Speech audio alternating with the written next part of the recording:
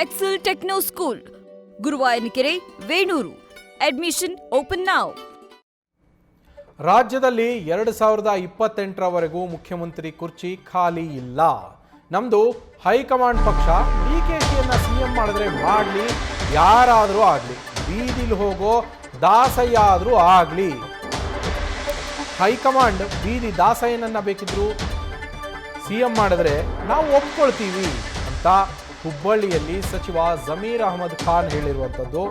ಸದ್ಯ ಕಾಂಗ್ರೆಸ್ನಲ್ಲಿ ಏನು ಸಿಎಂ ಕುರ್ಚಿ ಕಿತ್ತಾಟ ನಡೀತಾ ಇದೆ, ಈ ಸಂಬಂಧ ವಸತಿ ಸಚಿವರಾಗಿರುವ ಜಮೀರ್ ಅಹಮದ್ ಖಾನ್ ಅವರ ಪ್ರತಿಕ್ರಿಯೆ ಇದು.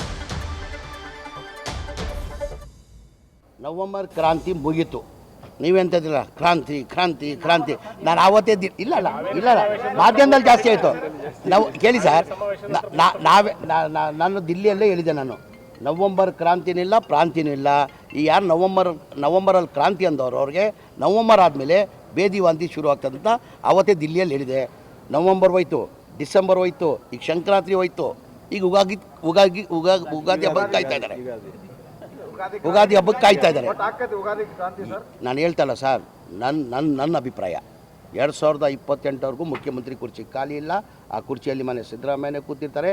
ಅವ್ರು ಬದಲಾವಣೆ ಮಾಡಬೇಕಾದ್ರೆ ನಮ್ಮಿಂದ, ನಿಮ್ಮಿಂದ, ಪ್ರಸಾದಪ್ಪಯಿಂದ, ಜಬ್ಬಾರವರಿಂದ ಸಾಧ್ಯ ಅಲ್ಲ. ನಮ್ಮ ಪಕ್ಷ ಹೈಕಮಾಂಡ್ ಪಕ್ಷ. ಹೈಕಮಾಂಡ್ ಏನು ನಿರ್ಧಾರ ಇಲ್ಲ, ನಾನು ಹೇಳ್ತಿಲ್ಲ, ನಮ್ಮ ಪಕ್ಷ ಹೈಕಮಾಂಡ್. ಈಗ ಹೈಕಮಾಂಡ್ ಅವರು ಡಿ ಕೆ ಶಿವಕುಮಾರ್ ಮಾಡ್ತಾರ, ಮಾಡಲಿ.